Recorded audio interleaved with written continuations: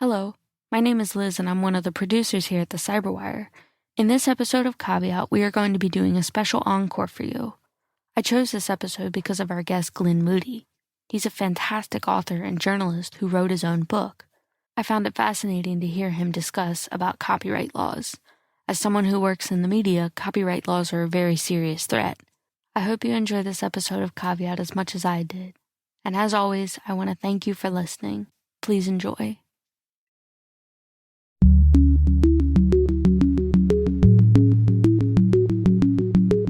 The people at the top of the system, as I say, they don't really need this and may well fight it, but, they're not the future anyway. I mean, they're the past. So. Hello, everyone, and welcome to Caveat, the Cyberwire's privacy, surveillance, law, and policy podcast. I'm Dave Bittner, and joining me is my co-host Ben Yellen from the University of Maryland Center for Health and Homeland Security. Hello, Ben. Hello, Dave. Today, Ben discusses the new Biden executive order on surveillance and data sharing with the European Union. I got the story of the consequences of a community banning ransomware payments.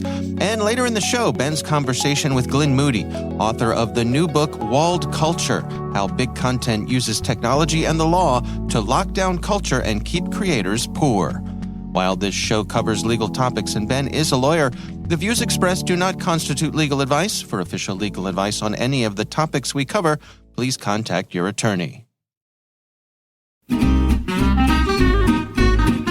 So who's got the advantage in cybersecurity, the attacker or the defender? Opinions differ, but the conventional wisdom is that the advantage goes to the attacker. But why is this? Stay with us and we'll have some insights from our sponsor KnowBe4 that put it into perspective. All right, Ben, we've got some good stuff this week. Let's jump right into our stories. Why don't you start things off for us here? So mine was a bit of a Friday news dump, but it comes from the New York Times, and the headline is, Under New Order, Europeans can complain to U.S. about data collection. So we've been tracking this for a while now. The United States and the European Union are trying to come together to an agreement to provide for data sharing. It's very valuable. It fuels a lot of economic activity. If we can share data with the European Union and they can share the data with us, it'll help our companies and these same companies that operate in Europe really maximize their bottom line. Because data is extremely valuable. And so what kind of data are we talking about? Is this Facebook? Is this what?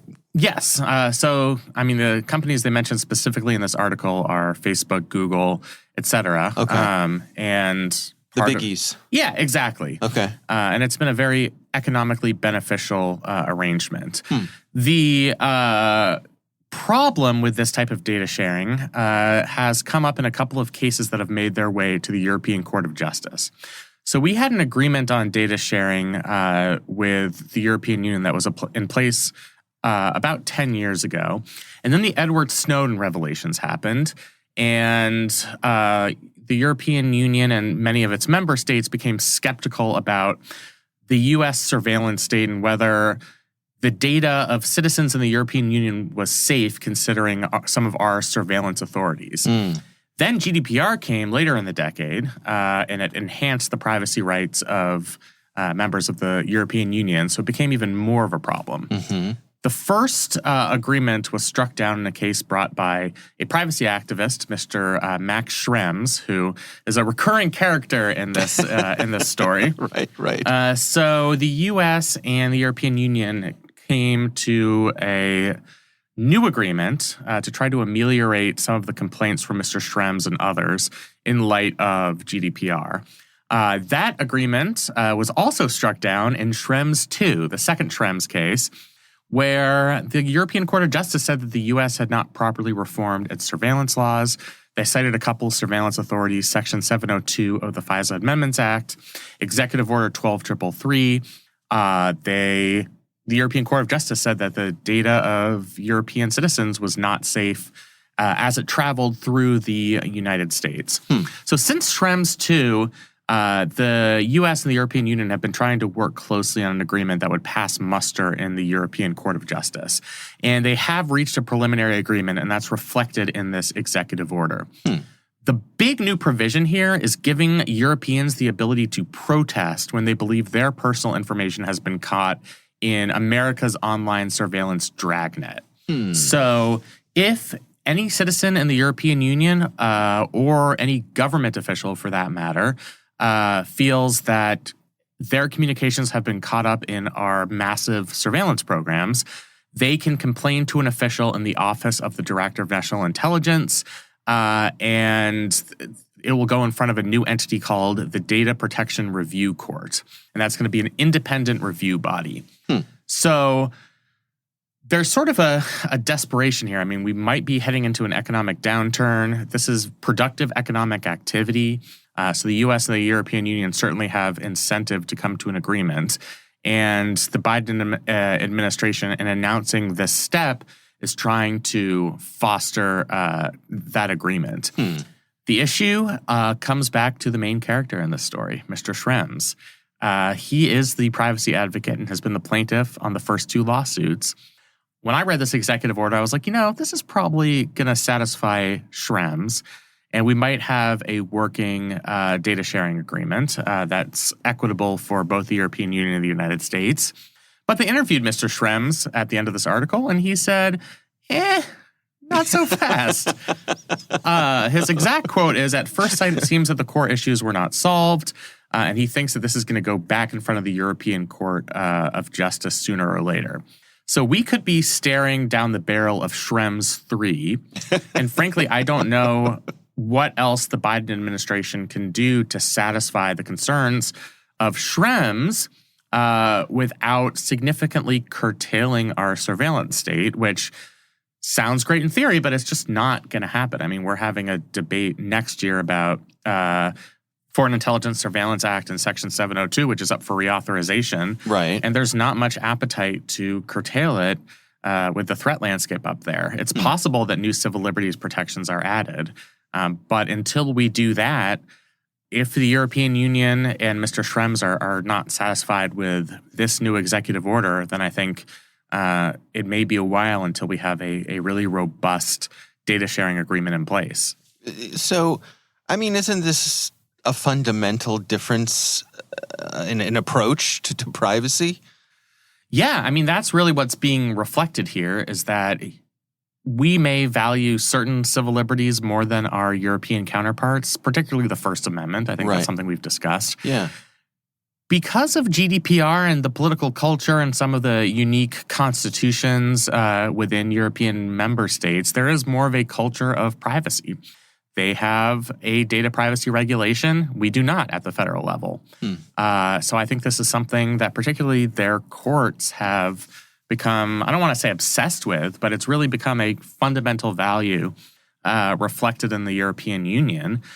And it's really extraordinary the lengths to which the Biden administration is willing to make sacrifices to make this agreement work. I mean, giving non-U.S. persons the ability to petition to an independent body under the Office of the Director of National Intelligence is kind of a rare step. I mean, we usually don't grant these type of process or administrative rights to foreigners. Yeah. But I think the effort here is to try to satisfy the European Union's desire for enhanced privacy protection.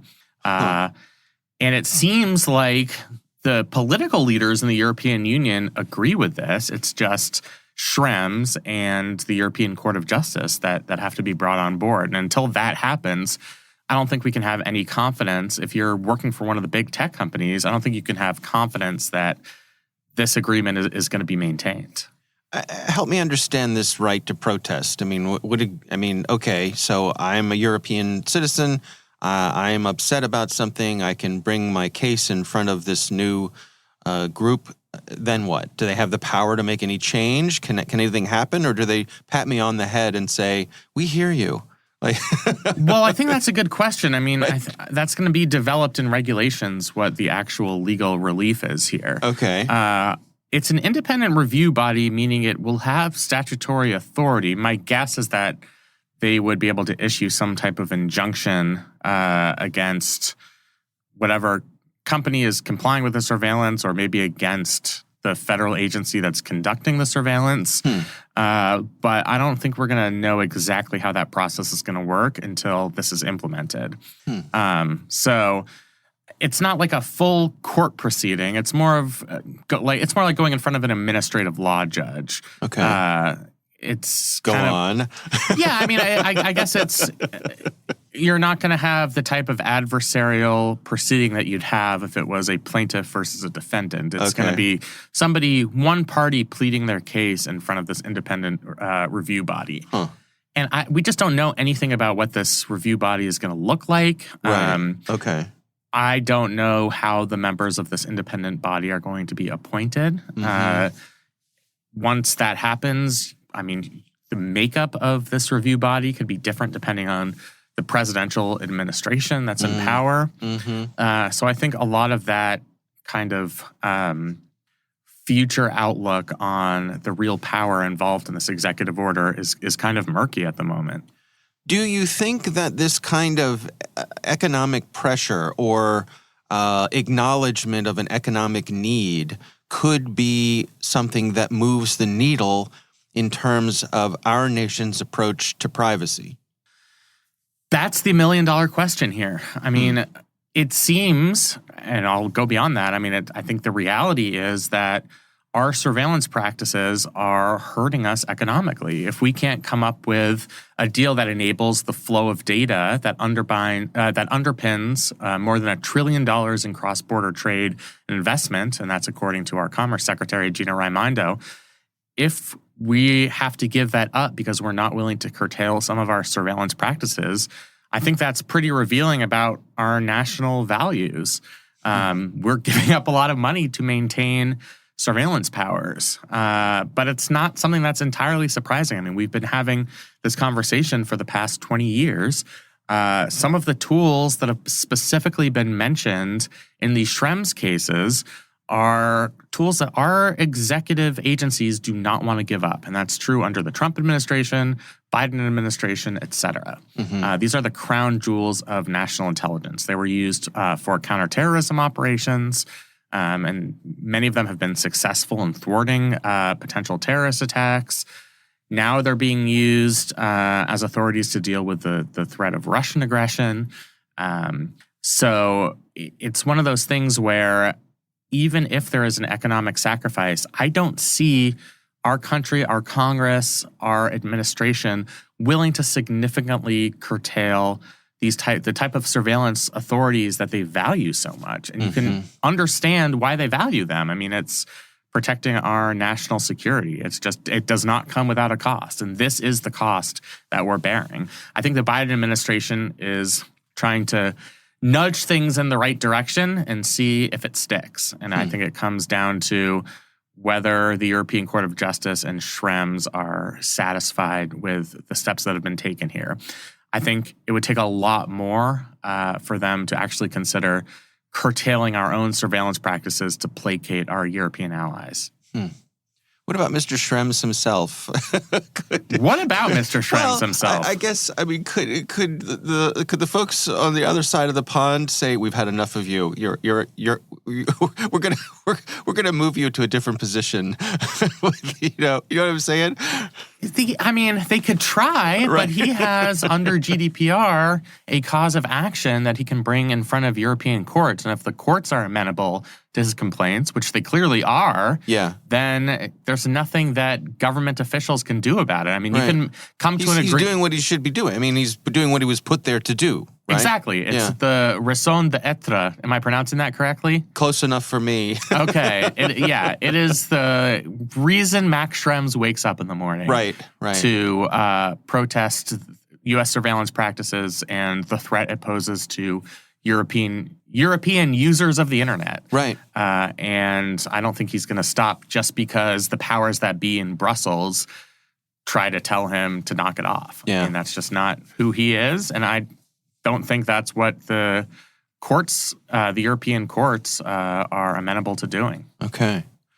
All right. Well, we will have a link to this story in the show notes. Interesting. It's going to be fascinating to see how this all plays out. Yeah, there's a lot of suspense here. I mean, I'll keep an eye on whether there is a new lawsuit filed under this executive order, and we'll have to follow it pretty closely. Yeah. All right. My story this week comes from the News and Observer out of North Carolina. This is an article written by Brian Gordon.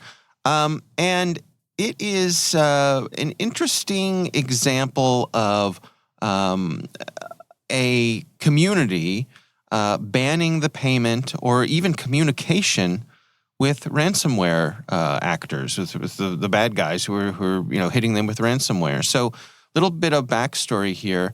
Back in May of 2021, there was a bill introduced in the North Carolina House of Representatives, and this was to eliminate public ransomware payments. So, if the state government or a county government gets hit with ransomware, this law would say you are not allowed to pay the ransom. Indeed, you are not allowed to even communicate with the folks who have held your data for ransom. So while this was being proposed in front of the North Carolina House of Representatives, Colonial Pipeline happened. And so this bill flew through, right, as sort of as a result of that. Right. It was quite a coincidence that this major event happened right as they were considering this piece of legislation. Right. And so there's a lot of discussion now as to whether or not this is a good idea. This article has an interview with several folks who are experts in cybersecurity. They speak with a gentleman named John Stark, who's a cybersecurity consultant and also teaches at the Duke University School of Law. And he says that he thinks it's misguided. He thinks, that the notion that hackers are going to know that a particular jurisdiction is prohibited from paying the ransom and therefore not going to hit them with their ransomware. He says, I don't think that's how hackers think. Yeah, I mean, I kind of agree with that perspective. I do think this is a federal issue and it probably should be dealt with at the federal level because we don't want to get into a situation where 50 different states have 50 different rules about whether you are allowed to pay a ransom or even communicate with the hostage takers. Right. It would create a lot of administrative confusion. It would create confusion in our court system. I think Congress really needs to step in and develop federal policy around this. And they've started to do that. I mean, it's not enacted into any statutes as of yet, but it's something that Congress has been paying attention to. I also don't necessarily agree. I mean, I understand the rationale behind it, but I don't necessarily agree that this is the right policy wherever it's being implemented.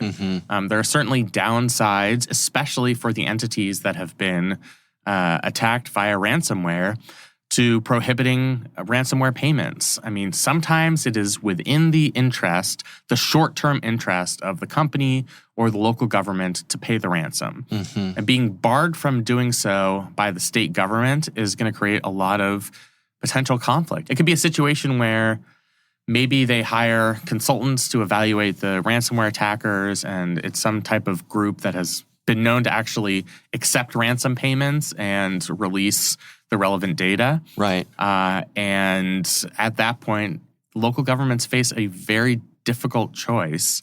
And sometimes either to protect life safety or personal information of local citizens or customers, they might think it's necessary to pay the ransom. Whether that's good for all of us long-term or even for the companies themselves long-term is a separate question.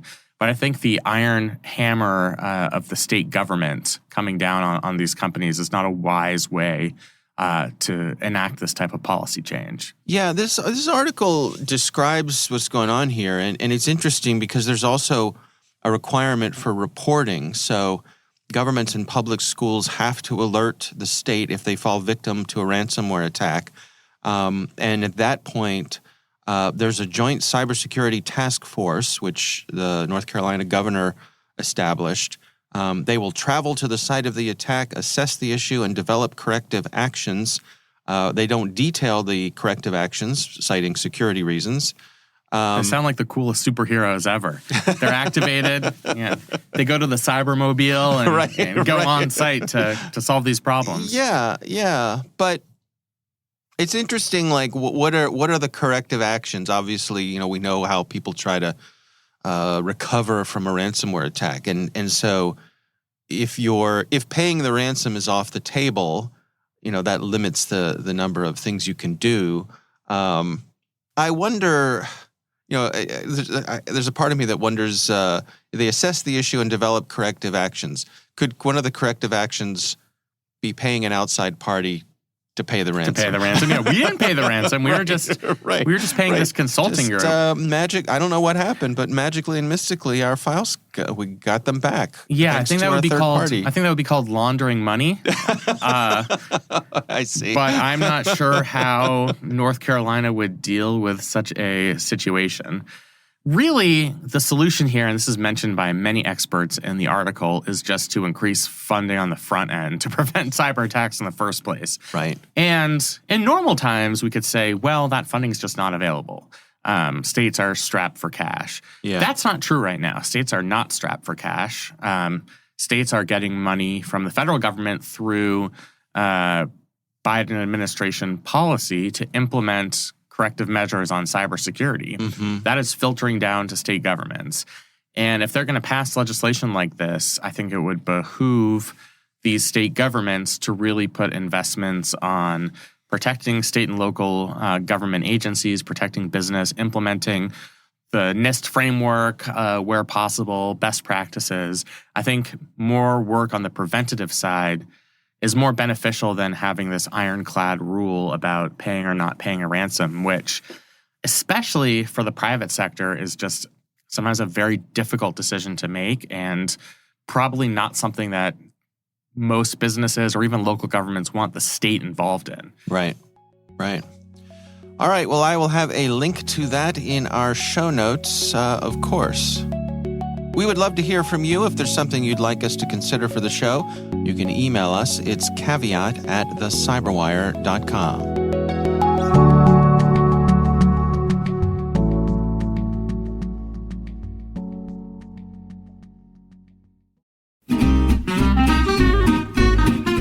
Now let's return to our sponsor's question about the attacker's advantage. Why do the experts think this is so? It's not like a military operation where the defender is thought to have most of the advantages. In cyberspace, the attacker can just keep trying and probing at low risk and low cost, and the attacker only has to be successful once.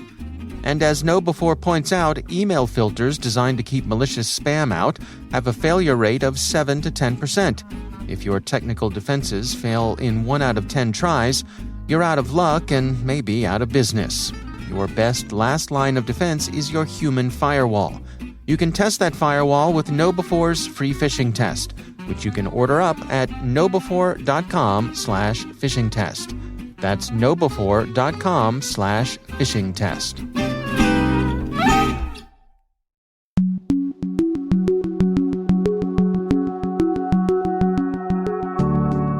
Ben, you recently spoke with Glyn Moody. He is the author of the book Walled Culture, How Big Content Uses Technology and the Law to Lock Down Culture and Keep Creators Poor.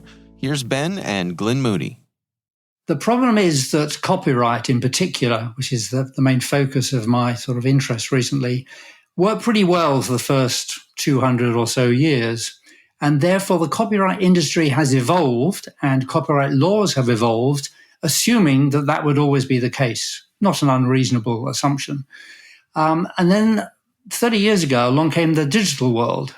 And it turns out that the digital world is not just the analog world slightly tweaked. It is fundamentally different. I like to say that it's a transition that every civilization makes, but only once.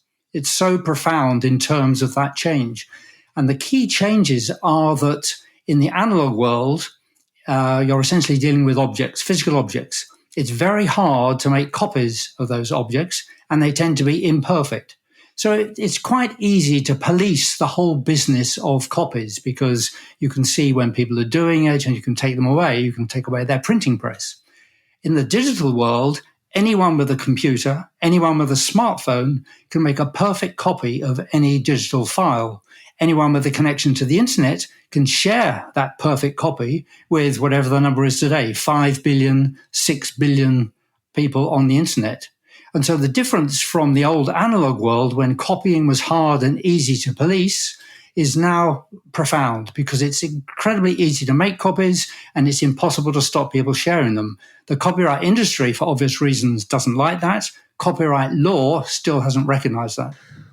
I know this might seem like an obvious question, but why have policymakers not addressed this issue and modernized copyright law for the digital age? Do you think it's basically the power of the lobbyists? It's very much the power of the lobbyists and the fact that there is this curious symbiosis between the copyright industry and politicians. As you know, on both sides of the Atlantic, politicians are quite weak and vain creatures. And when they're offered the chance to meet their favorite pop star or their favorite writer by the copyright industry, they go weak at the knees and they tend to agree to anything that they're asked to do at that point. It's very strange. I mean, it doesn't happen in other fields. It's true, although we're all human beings. I mean, if somebody told me you have the power to make copyright law and here have a nice dinner with Bono, maybe I'd be amused as well. But they're supposed to be sort of above that fray, I suppose. They are. And in addition to that sort of human aspect, and you're quite right, I mean, we all have those elements of heroine worship. The fact is that copyright is a very abstruse subject. Until 30 years ago, nobody cared about it, apart from the lawyers. You and I would just simply not care. What's changed is that every time we use the internet, we are actually breaking the law in terms of copyright. There's a very interesting paper from 2007 by a legal scholar who said, well, let's just go through a typical internet day in terms of usage and work out what would be the kind of liability for copyright infringement. Perfectly normal things. He did not talk about a pirate or anything like that. And he worked out that the ordinary internet user would probably be on the hook for about $4 billion a year because the internet is a digital copying machine. It is based on copying. So trying to stop people copying things online is the archetypal trying to make water unwet. You can't do it. So it seems like we can understand why this outdated copyright frame would be bad for individual creators. Their works of art, of fiction, of music are being very easily replicated. Can you get into why this is a broader public policy problem? Like, why should people care about this who are not creating content? Okay, so because the internet has become so embedded in our ordinary lives, it really matters what happens online. And in particular, I think germane to your particular podcast, issues of surveillance and privacy are actually embedded in the internet to a high degree. And where copyright stops the internet from protecting people in terms of their privacy, it becomes an issue not just about copyright, but about human rights. And one of the problems is that, as I mentioned at the beginning, copyright is trying to stop people making copies. When they were physical objects, that's relatively straightforward. Online, it becomes an absolutely impossible task, but that doesn't stop the copyright industries from trying. And the way they want to do that is by keeping an eye on everything you do online. So copyright has turned into a surveillance practice to back up the belief that you shouldn't be making copies, but the only way to stop you is by checking everything you do online. So copyright has at its core surveillance because it's the only way to enforce it. That's a really interesting perspective. I don't think I thought about it in that realm. What do you think would be a preferred approach from policymakers? And I know that's a pretty loaded question. And then beyond that, what type of political groundswell do you think would be necessary to create that change? And how do we try to inspire that political groundswell? So one of the interesting and deeply depressing aspects of copyright is that it has built in a ratchet. It only ever gets stronger, longer, broader. If you look at the laws of copyright over the last 100 years, there is no sense that you and I, as members of the public, have any rights or any interests whatsoever. And therefore you get this constant eating away at even our minimal rights in the realm of copyright. In particular, for example, the public domain, which is a crucially important aspect of sort of anti-copyright, is weakened every time they bring in new laws. And so we're at the stage where it's not just a matter of what would be some good laws. We are at the stage where every law is a bad law. So for a start, we could stop bringing in bad laws. What you should then do, obviously, is to try to wind things back a bit. Frankly, I don't think that's going to happen because the copyright industry now has taken it as a matter of faith that you can only make copyright stronger. If you weaken it, then this is blasphemy. And so the politicians have it drummed into their heads, and indeed members of the public have it drummed into their heads to the extent they actually care about it, that copyright must stay strong. It must get stronger. And that if you weaken it, you're stealing from the artists. Now, in fact, that's not true because, as you say, artists are obviously very interested in copyright, but it's serving them terribly. If you look at the earnings that artists in every sphere derive from copyright, they're abysmal. They're starvation wages. Everyone has to take side jobs. So this mythology that copyright is there for the artists, that copyright is necessary to keep cultural production going, is a lie. It's a very clever lie put about by very clever people who are paid a lot of money to put it about. So that's a kind of core problem. I suppose I'm saying really that copyright itself is unredeemable, that at its heart, it has got this surveillance. And it's like, if you weaken copyright, instead of having, as we currently do, the term of copyright is life plus 70 years. So work is protected for typically 100, 150 years. Now, supposing we reduce that to 10 years, that's a bit like saying, well, you're not going to go to prison for 150 years. You're only going to prison for 10 years. That's a real improvement. I think you'll agree. But you're still in prison for 10 years. And even if you reduce copyright to 10 years term, you'd have surveillance for those 10 years.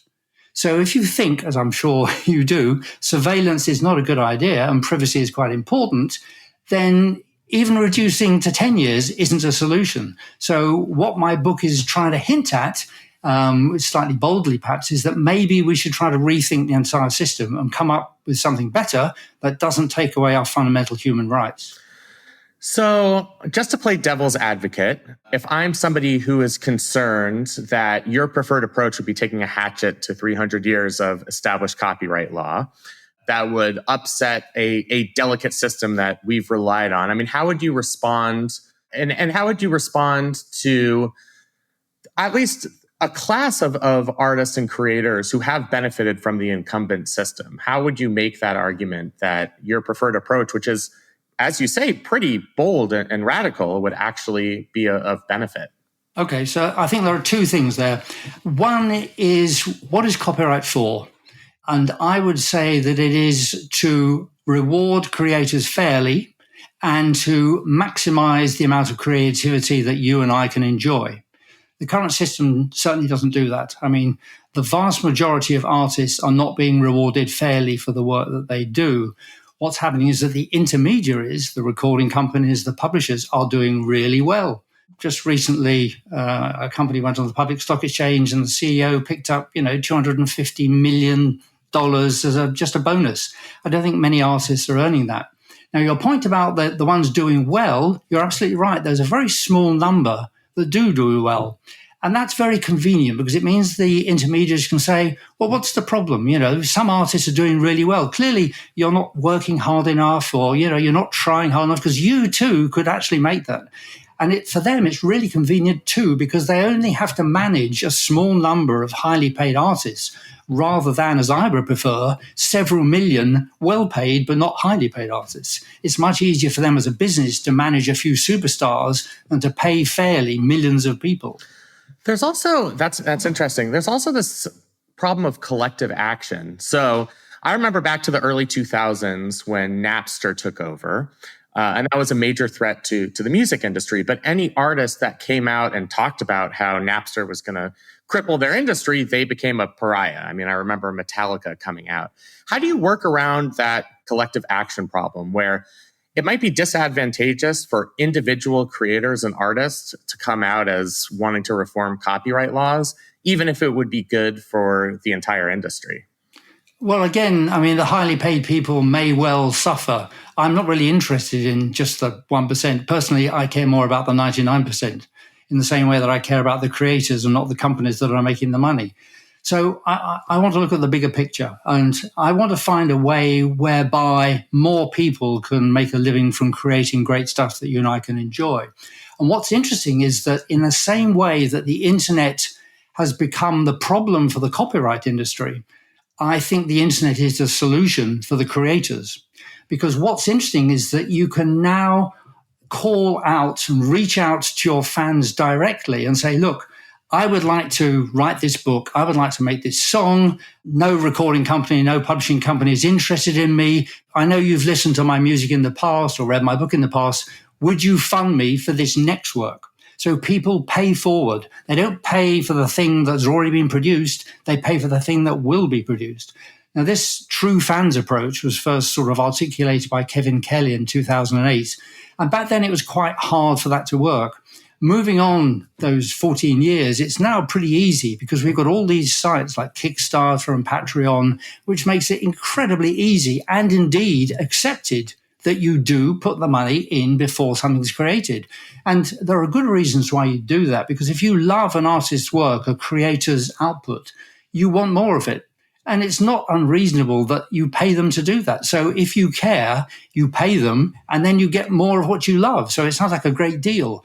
What's happening here is instead of the creators getting like 10%, if they're lucky, of the sales and the intermediaries getting 90%, with these kind of sites, they typically get 90, 95%. And the rest is obviously just the cost of running those sites. So you're turning it on its head. And you don't need so many people to pay up front as you would need for them to pay afterwards, but because you get a far higher cut. It's interesting. I mean, if you're saying, which I think you are, that you doubt policymakers would adopt your preferred approach to copyright law, which I think we can grant. Is there, like the what you're describing with using these fundraising sites to have people pay for future output, are there technological solutions? So this could be something that's market driven that would better protect the 99% of creators that you're so passionate about? I think it's even easier than that. I don't think we even need technological solutions. We just need people to realize they can do it. And what's interesting is that some artists are already doing this. Cory Doctorow, most famously recently, wanted to make an audio version of one of his books. And basically, the terms under which he was offered that audio version were not satisfactory. So he started a Kickstarter and said, look, I really want to make this audio version for my book. Could you help fund it? And in a month, he'd raised $260,000. Now, okay, he's very high profile, he's very well known, but he shows what can be done. And I think if more artists trusted to their fans, they would find that they are actually much stronger than they think they are in terms of the power relationship with the intermediaries. So I don't think we actually need more technological solutions.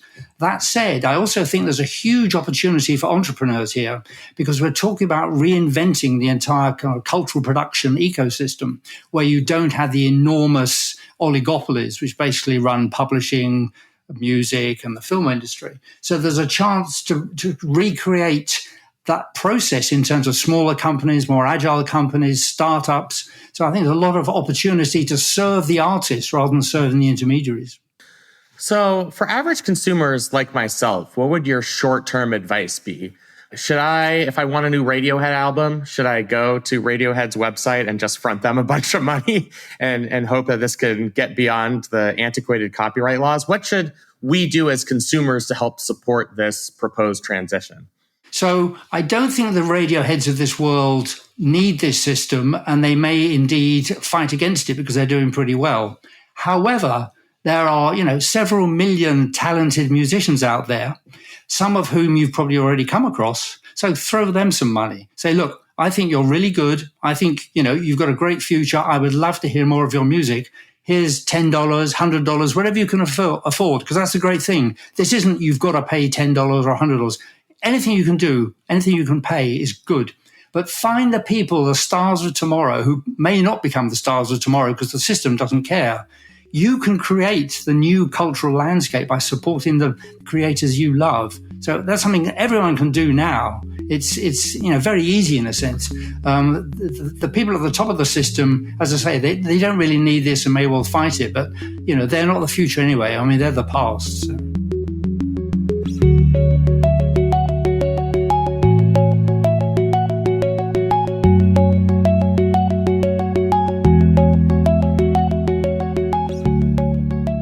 Ben, this is a great interview. I'm fascinated by this topic. It's actually a topic of great interest to me. I have thoughts. All right, give me those thoughts. So, first of all, my thoughts may be a bit outside of the mainstream here when it comes to copyright. I will say, as someone who spent a lot of time in the content creation world. You're a much more creative person than me, so this is more personal to you. I mean, I don't have that same type of creative energy. Well, first of all, I think copyright is way too long. I don't understand why copyright is longer than a patent, for example. Yes. Why not make them the same? And I have friends and colleagues who are content creators who think that I'm all wet when it comes to this, that not only should they reap the benefits of their creative work, but their children and grandchildren in perpetuity should enjoy.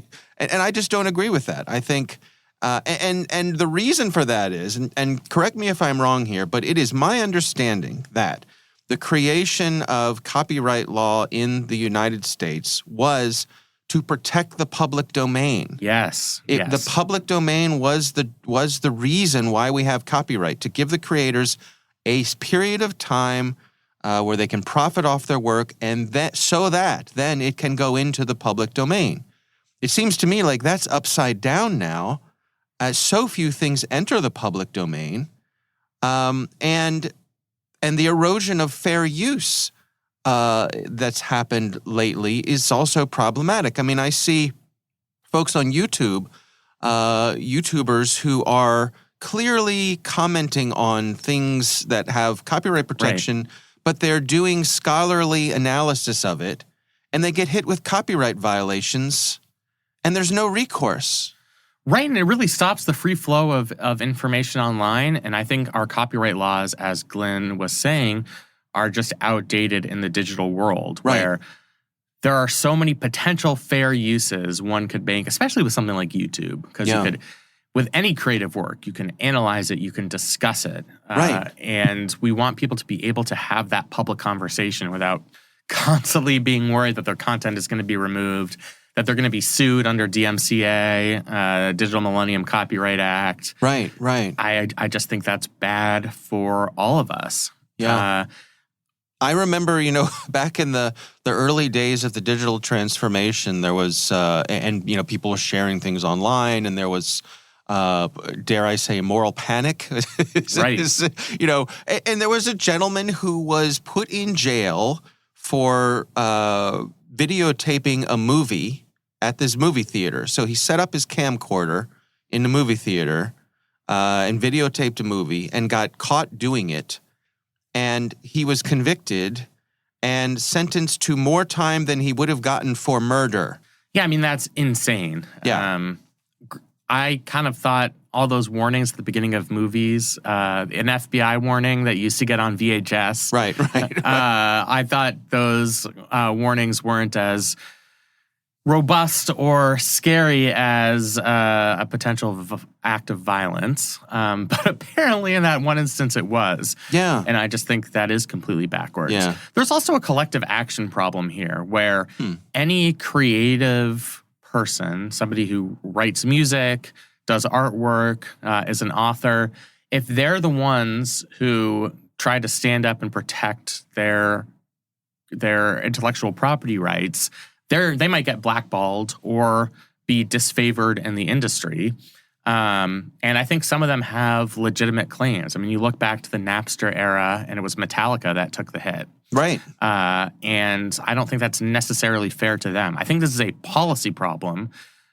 You've identified the problems with the broader policy relating to copyright, and I think it's incumbent upon our policymakers to come up with something reasonable that balances the interest of individual creators versus the interest of having the free and open flow of information online. Yeah, I think Glenn Moody is absolutely right here and hit the nail on the head that this transition demands that we re-examine our copyright law. It's not the same. It's just different.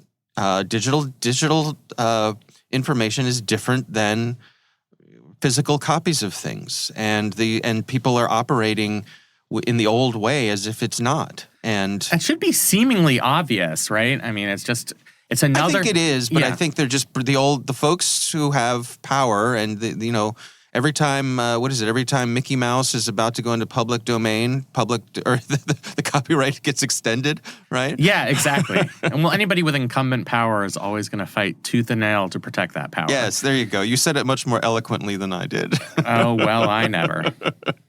Well, again, thanks to Glenn Moody for taking the time for us. I have not yet been able to dig into this book here, but I'm going to dig into this one. Again, the book is titled Walled Culture, How Big Content Uses Technology and the Law to Lock Down Culture and Keep Creators Poor. I gotta say, Glenn was also a pleasure to talk with. We had an extensive conversation before we recorded, and I just really enjoyed hearing his perspective and getting to know him. So thanks, Glenn, for coming on. Yeah, absolutely. We appreciate him taking the time.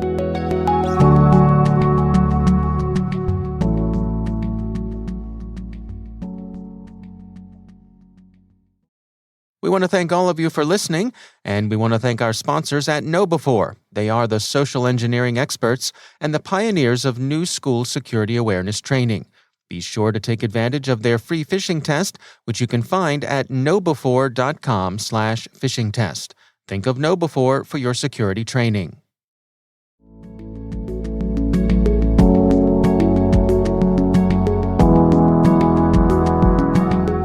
That is our show. We want to thank all of you for listening. The Caveat podcast is proudly produced in Maryland at the startup studios of Data Tribe, where they're co-building the next generation of cybersecurity teams and technologies. Our senior producer is Jennifer Eiben. Our executive editor is Peter Kilpie. I'm Dave Bittner. And I'm Ben Yellen. Thanks for listening.